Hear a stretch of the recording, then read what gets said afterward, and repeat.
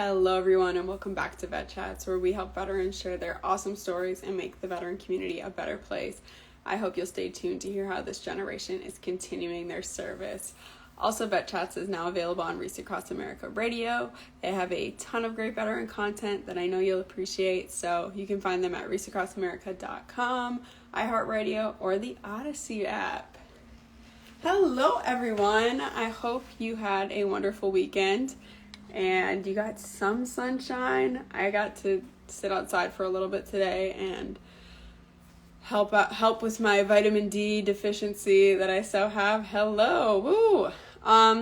Also, we missed last week because it was Easter, and I'm glad to be back. You know, I can tell when I take a week off, like, just something feels off. I'm missing something in my life, and it's definitely being live here with all of you and sharing these awesome stories. Speaking of which, I see our guest has requested to join, so allow me to introduce him. So, Carey Kight, it has been a long time coming. I'm excited to finally have you on. He is not an operator, which I'm pretty sure we're going to talk about that. He's just a flightline guy helping veterans build skills to successfully transition from service to civilian through his podcast, Veteran Made, which I'm an avid listener, you guys. It's great stuff. He has great guests. Okay. And talks about how to, and he also has a daily newsletter called Service to Civilian. His day job is an advertising executive producer where he combines military experience with industry service to produce content campaigns. And we're going to talk about how he has this creative side going on. He's got a lot going on, and you know what? I'm just gonna shut myself up. Carey, let's get you on. Hello, everyone. Woo. All right, are we live? We're live. What's up? How are you? I'm doing well. How was your weekend? It was a good weekend. Down here in South Carolina at my parents' house. I'm sitting in my dad's office, so it's not my normal background, which is fun. And coming off of a week in Boston where I was doing some work, and then headed back home tomorrow. So I'm glad to be wrapping up the week with you. Wow, so busy schedule. What kind of work were you doing in Boston? I was producing and directing a short branded documentary for Staples, the office supply company, and then we did a second day of kind of product videography, trying to make some of their furniture look as sexy as possible. So it was fun. One day was a little bit more creative and fun on the documentary side, and then another day was still creative and fun, but a little bit more straightforward. Oh, interesting. That's got to be such a challenge to make office furniture look, in your words, sexy. We'll find out, right? That is too cool. So let's get started with your background, and I'm really excited to ask these questions because I listen to your podcast and you're always interviewing guests talking about their stories, and I don't know too much about yours. So let's get into it. What was your upbringing like, and how did that lead you to joining the military? Yeah, for sure. So for the Marines in the audience, I grew up in Southern California, just outside of Camp Pendleton, on the inland side in Fallbrook, California. My parents are divorced. My dad's extended side of the family is from Columbus, Ohio. So I ultimately ended up going back and forth between San Diego and Columbus, which was a lot of fun, and I actually really enjoyed it. Being born and raised in San Diego, I would visit Columbus a couple of times a year to visit grandparents, aunts and uncles, and things like that. And have always loved Ohio. It's where my dad's side of the family is from.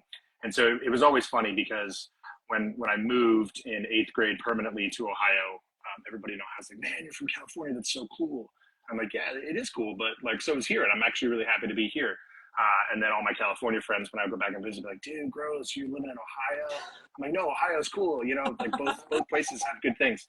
So, I kind of always had this split kind of approach to things. And so as I look back now, my journey, it makes sense that I have gravitated towards talking about transitioning into and out of the military, because I've kind of been transitioning into and out of things my entire life.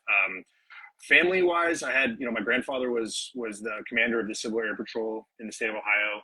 He was in the Army Air Corps. My dad's brother was a Marine, got injured, not on duty, but was injured early in his career, and so he ultimately retired and only served for a year after doing ROTC at Ohio State. So military was kind of a subconscious understanding, but it wasn't ever something that I thought, oh man, I really want to go join the military. Wasn't opposed to it, but wasn't really thinking too stridently about it. But I went to high school in Columbus and played football, basketball, track. My brother, who's 6 years older than me, played Division III college football. So while I was playing high school football, he was playing D3 football, and so I was kind of watching him play.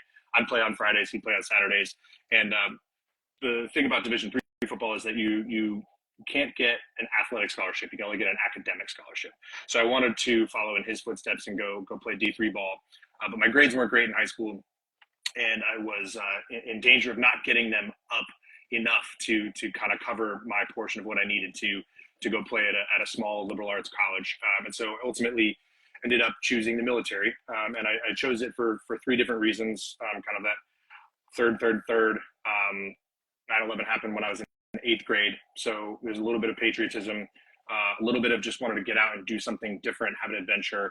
And then that third piece of just kind of getting out and becoming interdependent with my family, kind of having all of these arguments about grades and who was going to pay for college and how I was going to get to college. I was like, I got to get out on my own and go experience, life for myself and kind of figure out who I am. And so those are the kind of three reasons that took me into the military.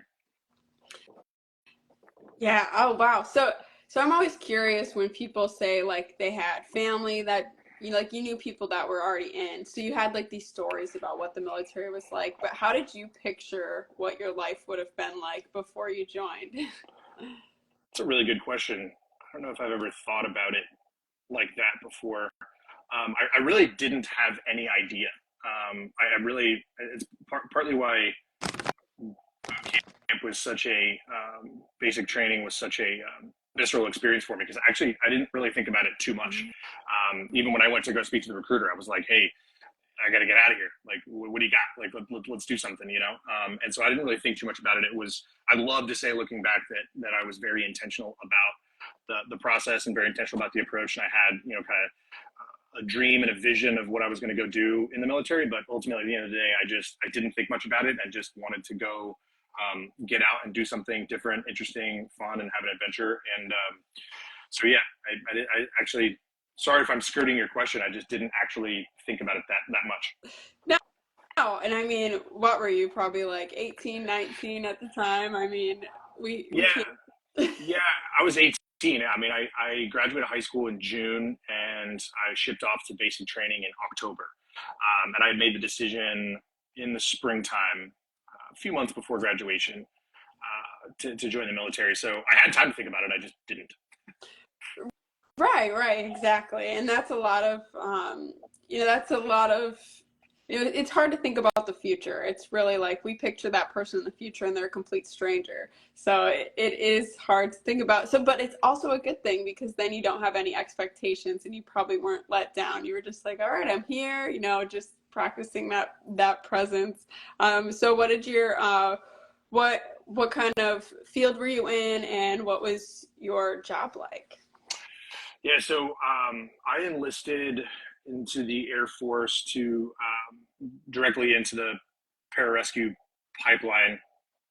Not exactly accurate to say it that way, but the Air Force, I think the Army has the 18 X-ray program now, or did, where you could kind of go right into SF. The Air Force, the reason I chose the Air Force is it was one of the, there's the branch at the time that you could kind of go right into the special operations selection opportunity. And so that's what I did. I joined to go be a PJ, went to basic training, went through INDOC, made it all the way to the end of pararescue indoctrination. It's called ANS now, assessment and selection. Back in the day, it was just pararescue combat control, went through INDOC and went through that and got injured at the end of, after, did not make it through graduation, but I made it to graduation. I failed my run by 6 seconds past everything else. And I got in a car accident a week after that. And so I was unable to stay in selection, unable to stay in the pipeline and continue on to go be a PJ. And so that was kind of my first real taste of transition, was that moment where they said, listen, you can stay in the Air Force, but we can't keep you in this community. You have to go to the conventional side of the house. And that was really hard for me. I struggled mightily during that, because you know, as I told you, I wasn't thinking too intentionally about what I wanted to do. But once I got a taste of what that community was like, I loved it. It was very competitive, obviously, physically, mentally, emotionally. And I really struggled, because it's like, hey, you're just going to go to the conventional side of the Air Force now. They're going to give you a job, right? Like, you don't get to choose another job. You're just like, you do what the Air Force needs you to do. And so it was kind of completely up in the air. And I did get to make another list of different jobs that I wanted. But ultimately they just chose one for me, which was armament systems specialist, is what they call in the Air Force. In the Navy and Marine Corps, it's ordnanceman. Basically, you're in charge of maintaining bomber racks, missile launchers, gun system, as well as loading all of those ordnance onto whatever aircraft you're going to get assigned to. I got assigned to F-15 E model. So I left Lackland Air Force Base and went to Shepherd Air Force Base up in Wichita Falls. Just they're close to the Oklahoma border in Texas, and did a few months of tech school there.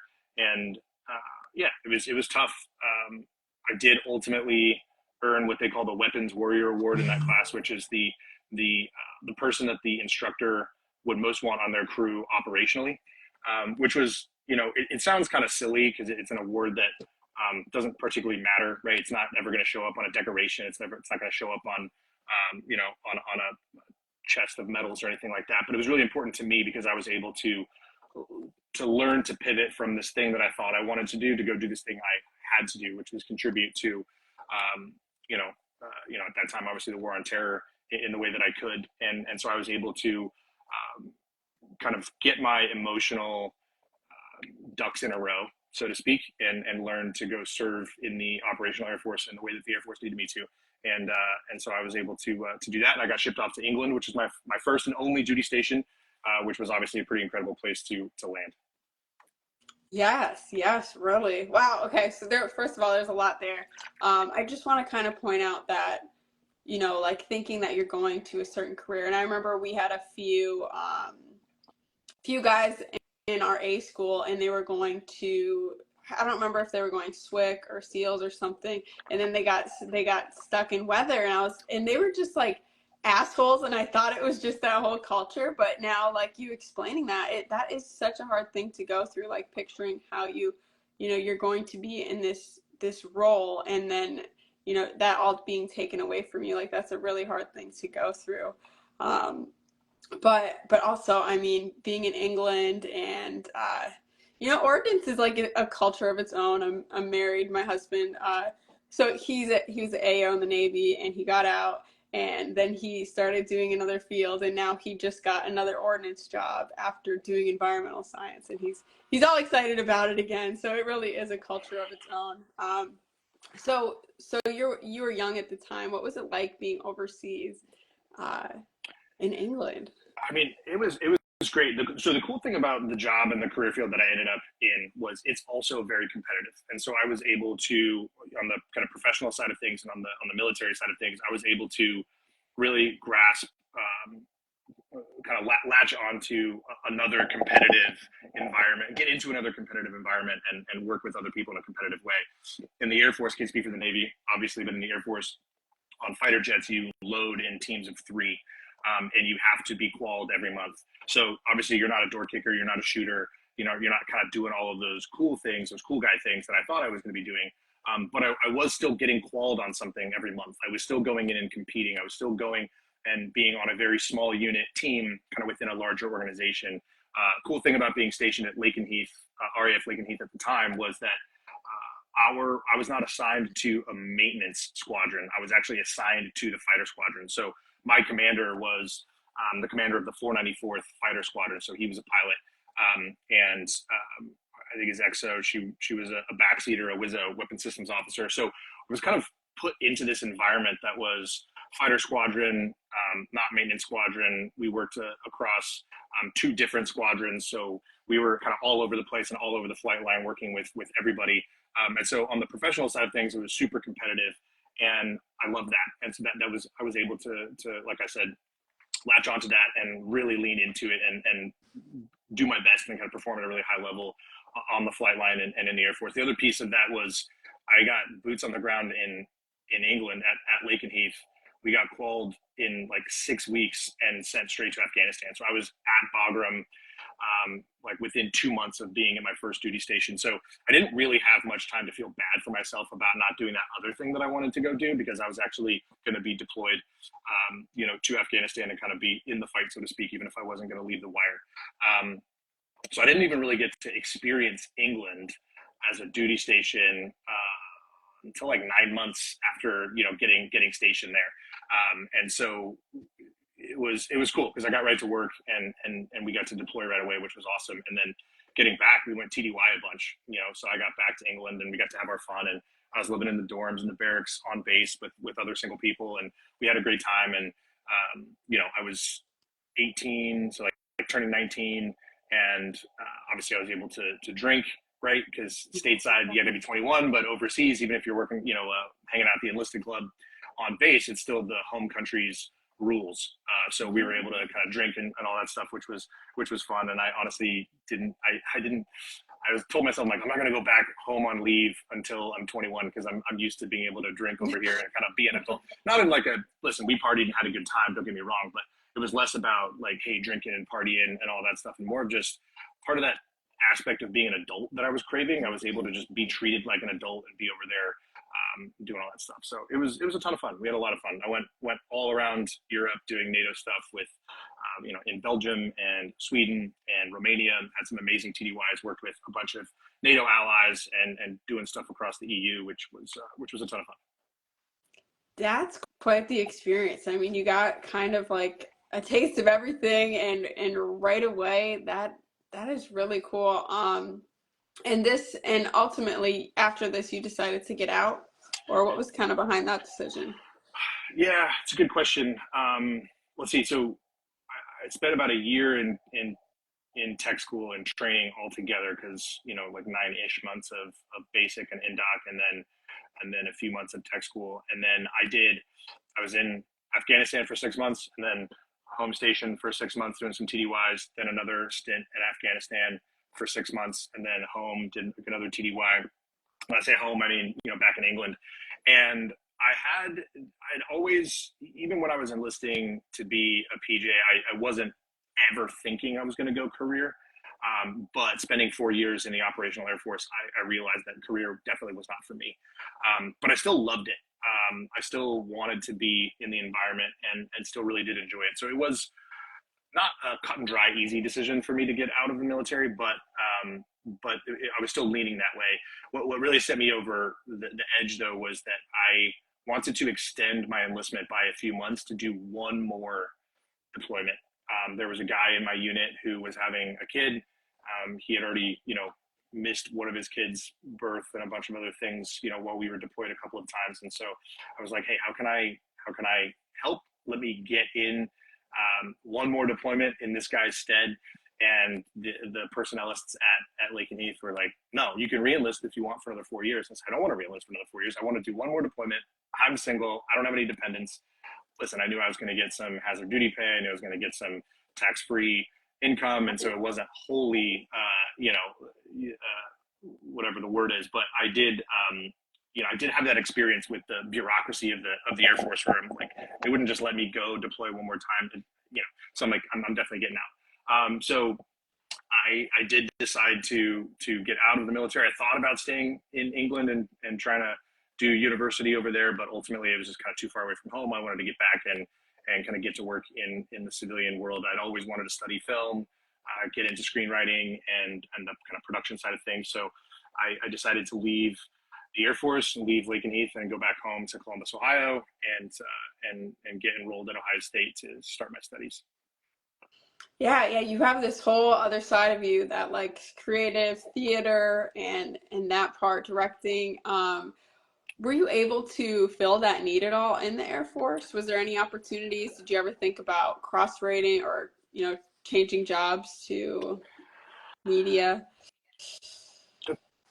It's a great question. I don't have many like regrets in life, and I don't honestly regret this, but I do think about sometimes looking back, and now I've gotten to know some combat camera guys and gals through the podcast and through the work that I've done in the veteran community since I've been out. And I look back and I'm like, man, I really wish I would have done a little bit more due diligence um, about public affairs and some of those opportunities that maybe could have combined my interest in storytelling with my desire to get out and have an adventure. And looking back, I'm actually ultimately glad that I didn't pursue that. I'm glad that I had the experiences that I had and then got out to go get that training and retroactively kind of apply some of these things that I learned in the military. But to directly answer your question, I was taking a lot of notes. I was writing a lot. I wasn't like writing full screenplays. I wasn't even like writing short stories or like novels or anything like that. But I was just taking a ton of notes. I've always been a note taker, in different journals and different scraps of paper and different notebooks and in novels and things that I was reading. So I was always thinking about stories when I was in the Air Force, but I didn't do anything official with it, or I didn't do anything in kind of direct pursuit of my eventual career. But I was always on my mind. I've always thought in terms of story, and ideas were always flowing while I was in, which is why when I got out and went to Ohio State and hit the ground running on the educational side of things, I was kind of so excited to dive right in, because it was energy that was built up, and I didn't have an outlet for it until I got out and went to school.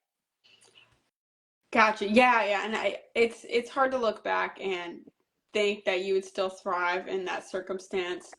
And it's like we have those all like what ifs, but really I think, you always end up where you need to be. And definitely okay, so I personally feel like I had to leave the military to meet my potential. I don't think there's any way I would have met my potential in the military, and maybe you feel similar in that way. I do. I mean, I had one of my first flight chiefs was he made chief really fast, and he was a tech sergeant when I got there, when I got to Lakenheath, and he was getting ready to he was getting ready to sew on chief. So he sewed on master, senior master, and was getting ready to sew on chief by the time I left, which was like 3 years. That's probably not wholly accurate now that I think about it, but he did ultimately make chief, and really quickly. And he and I are very similar, and this is not a dig at him at all, but I saw what would have happened if I would have stayed in the military. I would have been really successful within the hierarchy of the enlisted corps of the Air Force on the flight line specifically. I had some interest in honor guard, kind of had some interest in these other things, which are all amazing. But for me, I'm very similar to you in that way, where I thought I could go do those things. I could pursue that as a career. But even now, I think about it now, Jenna, it's like, that would be right now. I just turned 36, so I'd be getting ready to retire 37, 38, like in a couple of years if I would have done that. And I look back on the last 15-ish years now, having gotten out, and I'm really glad that I did, because I'm really glad I had the experience. I'm really glad I had the foundation of the military, but I am also really glad that I got thrown to the wolves for the last 15 years to try to figure out what my potential was from a storytelling standpoint, and from a business standpoint. Yes, yeah. That reminds me of something that always stuck with me. Someone said when I was getting out, they were like, "You're gonna start seeing people your age in, at your retirement age, and the first person you see that retires out of the military, someone who you joined with, you're gonna regret it." And do you have that feeling? Obviously. I don't have the regret. I mean, I'm still friends with some of the people, that you're talking about. Like for me, I'm thinking, specifically about one friend right now he's really happy to be retiring in a couple of years. But he's also really happy with the decision that he made, and it certainly was the right decision for him to stay in. He's a little bit, he's built a little bit more like that than I am. And, no, I don't have any of those feelings. I'm really happy for the people that are retiring. I'm really happy for the people who made it a career. And honestly, like those people are super supportive. I mean, still friends with a bunch of people on Facebook and other places. Like we're all super supportive of each other. I mean, that's one one thing I love about the flight line, one thing I love about weapons in particular on the flight line is that, we're all super supportive of each other. I mean, my nickname at the unit before I left was Hollywood, right? Like that's what's on my going away present that my wife and I have on our gallery wall at home. It's like it's a tail flash from one of the jets I worked on at Lakenheath, and it says, Senior Airman Carey Hollywood Kight, like go off and chase your dreams, go do your thing. And one of my very first supervisors, Matt, who just retired, and I'm helping him right now as he transitions out of the military. He was like, listen, he's like, you made the right decision. I knew it was the right decision back then. And I'm super happy to have seen you, crush it for the last 15 or so years. And now I'm in a unique position to be able to help him as he transitions out of the Air Force and tries to get a job in the civilian world. And so, yeah, I mean, everything falls into place. As long as you're somewhat intentionally doing the work along the way. And yeah, so I'm in the same boat as you. Yeah, yeah, definitely. So it sounds like you really hit the ground running when you get out. But I know that there's probably more to that. It's just because you have direction and you know what you want to do doesn't mean you still didn't struggle. So what kind of was it like when you got out? Yeah, for me, so I got out. My older brother, 6 years older than me, he was living in Columbus as well. Excuse me. So I moved in with him and started paying rent to have a room in his condo, and we lived together. And I got a job tending bar right away. I worked at Steak and Shake when I was in high school, so I had some table waiting experience. And so I went to PF Chang's, which was we had one. Obviously, they're all over the country, all over the world, actually. But we had one right there in town in the suburb in Columbus that we lived in. And I went and sat at the bar and just started talking to the bartender. And I was like, "Hey, man, I got out and getting ready to get a job. As I go to school and apply to get into Ohio State, how do you like working here?" And we struck up a great conversation. And he passed me off to the manager, and we started talking. And I always joke like the pipeline to be a server at PF Chang's was arguably more difficult than some of the things that I did in the military, because I was like, hey, I worked at Steak and Shake, so I have table waiting experience. And the manager was like, great, but this is a really hard place to do that. And if you've, never really done it at a bigger restaurant before, like you might struggle here. I'm like, okay, cool. Like, let's try it. And so it was like a 5-day sprint. You worked 2 shifts a day, training in the morning for lunch, and then, in the afternoon and evening for dinner. And you had homework and had all these different things. You had to learn wine lists and all the different ways that they'd cook all the food and the wok and all that stuff. And so it was honestly a really cool experience to get out and have something really difficult to do that was going to make me some cash. Obviously, I knew I was going to have the GI Bill coming in eventually when I did get into college. And so the initial separation from the military was actually not that hard, because I hit the ground running to get a job, hit the ground running to apply for school. And so I worked in restaurants for about a year before starting at Ohio State. And it wasn't really until I got to college that it started to be a little bit more difficult for me, because I was at Ohio State, and it's a very large state school, great football team. I was super excited to be there. But I was in school and class with, like every military student experiences, you're in class with younger folks who don't have the same experiences that you do. And it's not to say that my experiences were better than theirs, and just I had more and different. And so it was kind of hard for me to make friends with the people that I was going to school with. I was making great friends with the people I was working with, but those two environments are very different. And I would find myself making friends with the folks that I worked with at restaurants, and they're older, they're out of college, or they're doing something different.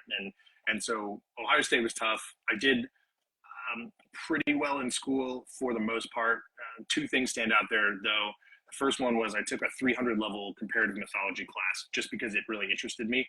And I was a freshman, obviously, but I was older, and I kind of somehow got put into this class that I had obviously requested to be in. And the instructor, the professor, who I'm actually still connected with, is, she was like, hey, pulled me aside, in somewhat into the quarter, and she's like, hey, I see that you're really smart, and I see that you can write, and I see that you can communicate your ideas. She's like, but you're probably not going to pass this class. And like, that's a kind of a weird way to say it. And that's why I asked her, I said, well, why not? She said, well, you really shouldn't be in this class. Like the veteran services and an organization at the school should have done a better job to not put you in a 300 level comparative mythology class if you haven't taken the 100 and 200 level courses before this. And so I took it as a bit of a challenge, and she was super helpful. And I did pass, but I passed with a D, right? Which is technically passing, but it's not a great grade. But I really earned the shit out of that D, and I was super proud of it. And she was one of the people that I talked to when I ultimately decided to leave Ohio State. But then the second thing that happened was I failed COM 101. It was a 500-person lecture hall course, and it was Communications 101, and I'm over here studying methods of communication. I'm studying all these different things, and at the end of the day, all the TAs that were grading wanted was names and dates, right? It was like a very like straightforward lecture hall course, mass communication kind of deal, and I failed that course, and it was awful. And then I was talking to her about this other course that I loved but struggled to get into. And I said, I don't think I belong here. And she said, I don't think you belong here either. And so I was really struggling to find a place where I could go study the thing that I really wanted to study. That was going to be something I could go do. It was a craft oriented to like get into the industry that I wanted to be in, which was filmmaking. So I Googled best screenwriting colleges in America, and a handful of different ones came up. And there was one that was an accelerated program called Full Sail University in Orlando, Florida. So I ultimately left Ohio State, went down to Orlando, and enrolled in an accelerated program where I was able to really focus on creative writing, screenwriting, comic book writing, video game writing, novel writing, all these different things. Smaller classes, still some younger kids in the classes, but also some older students, some commuter students, some people that were no other military veterans, so nobody with the exact experience that I had, but closer to more life experience. And then because they were smaller classes on a smaller campus, I was really able to connect with the professors. And those professors at that university are all practitioners of whatever it is that they're teaching. So you're learning, comic book writing from a published comic book writer, right? Like the guy who taught me that wrote for Marvel, wrote for DC. He was friends with the Batman writers, was friends with the Captain America writers. Like, so you're actually learning the craft from people that are doing it. No shade at the people at the professors at Ohio State, but this was just much more targeted approach to what it was that I wanted to do. And so I struggled quite a bit less in Orlando for two reasons. One, on the educational side, I was able to really focus on writing. And I wrote 2 short screenplays in that program. I had 4 short stories that got published online during that program. So I was doing. And then I was also working in restaurants, and I made a lot of really great friends in Orlando. And Orlando is a unique place because it's a very transient town. So if you live in Orlando, you're either from somewhere else in Florida or you're from somewhere else in the country. And I've talked about this on my podcast before, but one of my best friends to this day, he was a server and a bartender at P.F. Chang's, and when I first got to that one in Orlando, he's a really gregarious dude, and so we were just kind of talking right away, and he just looked at me and he was like, "Hey man, do you need friends?" And I said, I do. As a matter of fact, I don't know anybody here, and I just moved here to go to this school. I don't really know anything. Dude, come out with us. And so from that moment, that first Friday night that I was in Orlando, all those people are still my best friends to this day. So I struggled initially, but then I kind of found my way. I found my place. That is really cool, and that's such a rare experience for someone to really call you out like that. But also, I think it took someone, it sounds like you had a good head on your shoulders in terms of ego, because I know a lot of us, or a lot of people, would go from, the military, those extreme experiences that you had, and not have an ego, and you come back and be like, well, do you know what I was just doing? I don't want to go work at a restaurant. Did you have any thoughts like that, or you were just tackling that mission in front of you? I didn't have those specific thoughts. I saw my wife join this, so she's probably chuckling right now because I absolutely had an ego. And it was pretty big and pretty strong at the time. It wasn't like what you said specifically, and that I don't want to be working in restaurants. It was more of I love working in restaurants. I want to be here, but I wanted everything to be happening faster. I really, really wanted to be on an accelerated timeline. And I think, actually, I didn't really think about this until this moment answering this question. I don't know if the fact that I was going to a university that had an accelerated program had anything to do with that, but I certainly brought that sense of urgency, and I don't mean that in a good way, to my education and trying to get into the industry. I felt 4 years behind because I was in the military, but then I also felt like it provided me a really great foundation. So I kind of had this schizophrenic view kind of myself and where I fit in and what I was trying to do. And looking back, I didn't enjoy my time working in restaurants and going to college and kind of working my way into the industry as much as I should have, because I was so forward focused. I was so thinking about how do I get to where I really want to be as fast as I possibly can. And I think ego certainly played a large role in that, because I had an idea of what I was capable of, and I really, really just wanted to prove it as fast as I could. And I didn't realize that I really needed to be just enjoying that experience. I mean, my little sister she lives in Chicago, and she's 10 years younger than I am, and she and I talk, all the time. And she's like, I really just want to be, this, like farther down the line. And I'm like, dude, relax, enjoy. Like you're just like you're in your 20s, like just enjoy your life. Like don't worry too much about, all of the things that you think you want, because I'm not trying to call her out. I'm using her as an avatar. For me, it's like, you don't know what you want at that age, and you don't really know exactly what it is that you're supposed to be doing. You just need to be doing the things that are in front of you and taking the experiences in and learning the things that you need to be learning. Especially if you're going to be a storyteller, like, speaking to the creatives in the audience, or the aspiring creatives, is like, you're not going to be able to have anything to say unless you've experienced things in life, right? And so I look back on those times, and I'm very grateful for them. I had a blast. I had a great time. It's not like it was terrible, but there was kind of a low grade anxiety, a low grade depression, because I was out of the military and didn't have that sort of purpose that was built into what we do in the military. And then I also had this sense of urgency where I was trying to do things probably too quickly. I love that, because I think the next time something goes wrong in my life, I'm just going to start laughing and say, that's new material. There you go. Exactly. That's exactly right. And like on that note, I mean, you don't have to be a professional creative to be able to do those things, right? Like journaling, writing things down, telling stories, if you want to do it professionally, amazing. If you don't want to do it professionally, like you just said, like it is all material, and you can really use it as an opportunity to investigate yourself and your environment and the things that you're experiencing in a way that can be, cathartic. Yeah. Yeah, it's all new information to see, to really understand yourself further. This is great advice for someone who's going through that kind of transition period, as I'm sure some people are who are listening. And, we are already like, I want to start talking about what led you to the podcast, and get into those things. Yeah. And where you are now. Yeah, no doubt. So I know we don't have like Joe Rogan time, so I'll try to truncate this part so we can get into some more questions. But essentially, I left Full Sail. I went to Los Angeles. I worked in Los Angeles for a couple of years, working on sets in Hollywood, and made my own short films. We did pretty well on the festival circuit. I wrote, I directed, I produced. I worked as an assistant director. I worked as a production manager. I really learned the craft of filmmaking, the craft of production, on the Hollywood side, doing indie type stuff. I fell into advertising through my now wife. She and I went to high school together, and we reconnected. I was living in LA. She was living in New York City.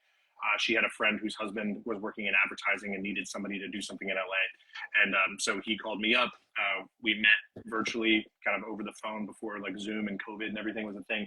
And he asked me if I could help him out with this job.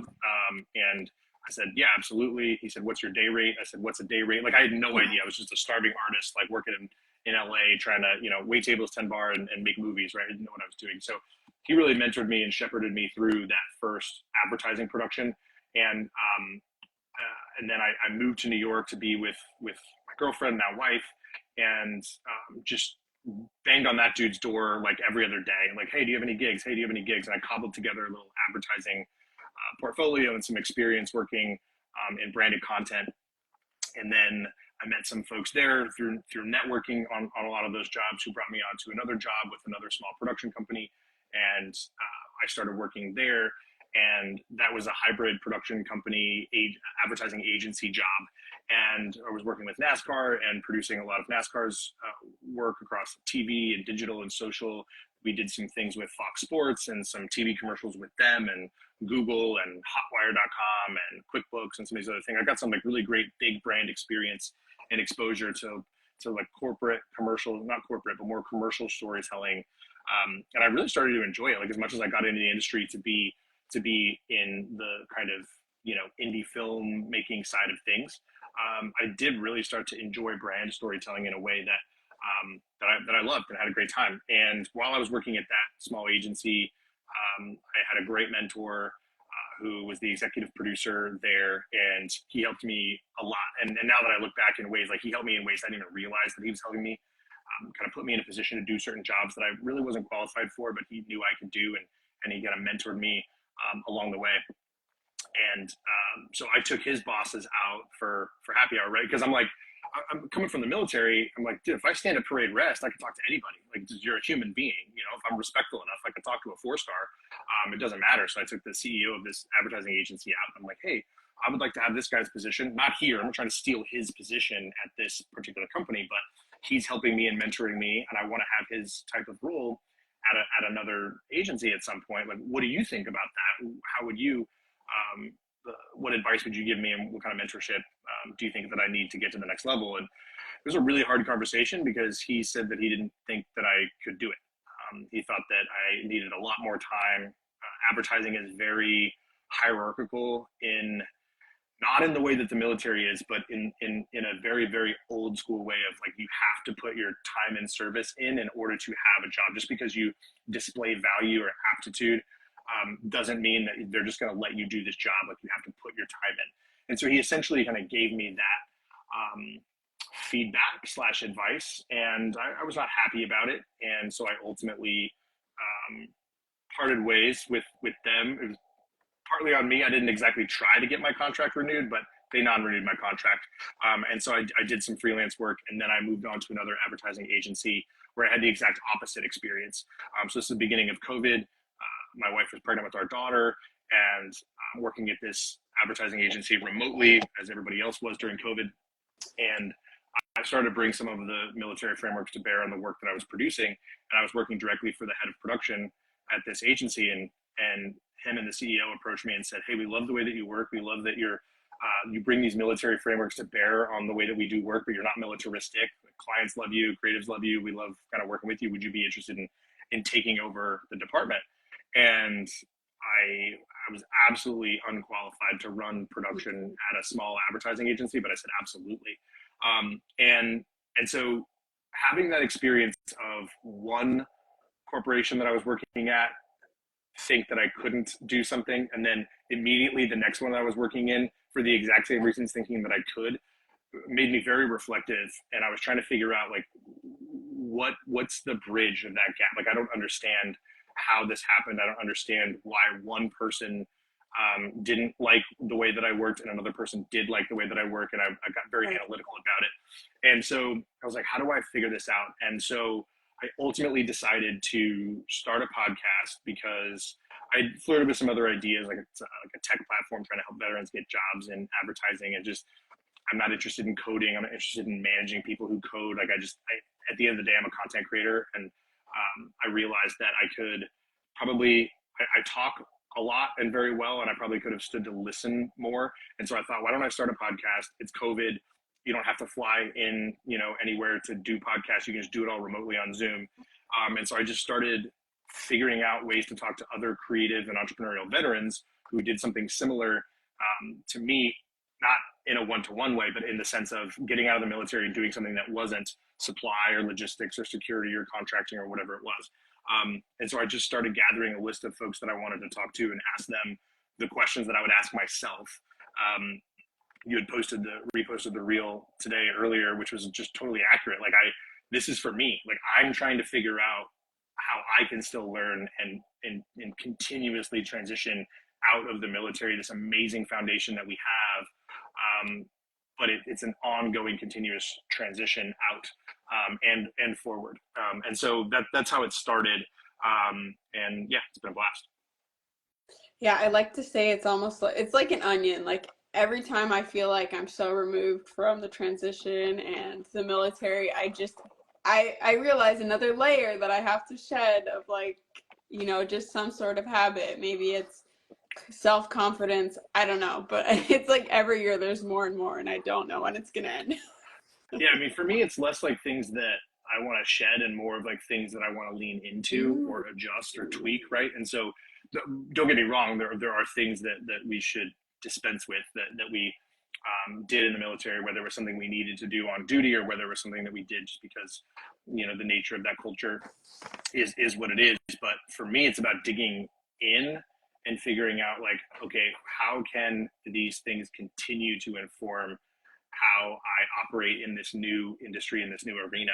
Because, you know, at the end of the day, it is I believe is a very, very strong foundation for a life and a profession, whatever your profession is. And I know everybody has different experiences in the military, but for me, it's just a great foundation. Mm-hmm. Yeah, definitely. So we are coming up on time, but I told you this goes by quickly. But you know, a lot of our audience out there is, you know, kind of in that space of transition, you know, just to tie this in a big bow. What would you say to someone who's out there struggling? They feel like they're in that rut, they can't find, you know, what's their next passion, what's their next mission in life? What advice would you tell them? I end each of my newsletters with a phrase, and it's something that I have ended up saying a lot and then now writing a lot, which is do the work that's right in front of you and see what happens. As I reflected on my time in college, as we were just saying, like I was trying to think way too far ahead. I was trying to have an end result without the experiences required to get to that end result. And also without the knowledge that that end result I thought I wanted may not have been the one that I needed or that was going to end up happening. And so start as small as possible, right? Like if you're on the range, they say aim small, miss small. Same thing here. Like start with something that's right in front of you. Start with an interest that you have, and start with something small. Start with something that's right in front of you. I've been working with a couple of veterans that are transitioning out into supply chain, and some that are transitioning out into project management, and they're looking at like salaries and they're looking at opportunities. And I'm saying just get into an organization that will have you and start working and see where it goes. Don't be thinking about the salary you think you're going to need. Don't be thinking about the exact job that you want to have, because there's so much you're going to learn in those first few months in the civilian workforce that you don't know what you don't know right now. So I would just say start small and start with what's right in front of you, and just kind of do that work and see what happens, see where it takes you. Mm-hmm. I love that. And to do that, you know, it means being flexible and like you're saying, being, you know, stop worrying about the end game for everything. Just do what you can do right now. I love it. Yeah. So where can everyone find you? Where's your podcast, the name, everything? Yeah, absolutely. At Veteran Made Pod on everything. Just got the YouTube channel back up and running for those that like to watch podcasts. I know you do the IG Live here and then put it out later. I'm kind of doing it retroactively. I record it via Riverside and then putting it out on YouTube now. So that's at Veteran Made Podcast, and then it's at Veteran Made Pod on everything else, Instagram and X.com. I guess we're calling it that now. We're done with Twitter. Yeah. And then veteranmadepod.com is the hub kind of for everything. So the newsletter is there. Links to other podcasts that I've been on are there. And I'm pretty active on LinkedIn as well. You get a lot of the same content on LinkedIn that you get to other places, but also some unique things on LinkedIn as well. And I get a little bit more industry specific there for the creatives and the advertising and the production folks there. Cool. So LinkedIn's a little bonus. I love it. So I want to thank everyone who joined for catching the live, or if anyone's listening to the replay, I hope you enjoyed it. I hope you go check out Veteran Made Podcast. It is amazing. He's got some top-notch guests, and I'm not bragging about myself at all because I was a guest, but I mean, seriously, he's got some incredible guests. So definitely go check it out. And lastly, I want to thank you, Carey. I really appreciate your time. I know you got a busy schedule, and I'm glad we made this happen. Thanks, Jen. I appreciate you. We'll have to look forward to the next time we chat. Yes, absolutely. All right, everyone. Take care.